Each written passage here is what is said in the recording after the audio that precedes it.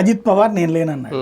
అంటే తద్వారా అందరూ ఒక్క తాటి మీద ఉన్నారు, గెలిచిన తర్వాత చూసుకుంటారు అన్నటువంటి కాన్సెప్ట్. ఎందుకంటే క్రిందసారి ఉద్ధవ్ థాకరే నేనున్నానన్నాడు, బీజేపీ ఎవరు లేరని చెప్పి ఇవ్వట్లేదని చెప్పి చెప్పలేదు. కొన్నిసార్లు చేస్తుంది. ఇప్పుడు యోగిని క్రిందసారి ప్రకటించారు కదా, అంతే. అట్లాగే శివరాజ్ సింగ్ చౌహాన్ ప్రకటిస్తారు, అట్లాగే ఇప్పుడు మొన్న షైనీని ప్రకటించారు అతనేనని. వాళ్ళు ప్రకటించాలనుకుంటే ప్రకటిస్తారు, వద్దు అనుకుంటే వద్దు, అంతే. ఇక్కడ ప్రకటించలేదు ఈ డిస్ప్యూట్ రాకుండా. గెలవగానే వచ్చేసింది ఎవరికైనా.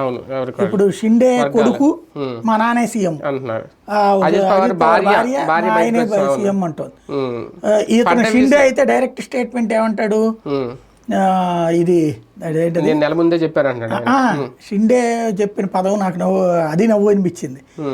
మనం ఎక్కువ సీట్లు వచ్చిన వాళ్ళే సీఎం అనేమి లేదు అన్నాడు. ఆ లెక్కనైతే అసలు శివసేనతో గొడవ ఎందుకు వీళ్ళకి? అప్పుడు శివసేనతో ఏంటి గొడవ వీళ్ళకి? తక్కువ సీట్లు వచ్చినా ఇవ్వమంటే ఉద్ధవ్ థాకరే ఇవ్వలేదు. అసలు అప్పుడు షిండే సీఎం ఎలా అయ్యాడు? ఆ గొడవ వల్ల బయటకు వచ్చాయి కదా. ఎక్కువ సీట్లు అంటే అప్పుడు కూడా ఎక్కువ సీట్లు ఉన్న బీజేపీ నాకు ఇచ్చింది కదా. యాక్చువల్గా ఏంటంటే ఫడ్నవీస్ ని మరాఠా ఫేస్ గా చూడట్లేదు పబ్లిక్. మరాఠా ఫేస్ గా ఉద్ధవ్ థాకరేను షిండేను చూస్తున్నాడు అన్నది వీళ్ళు నమ్మింది.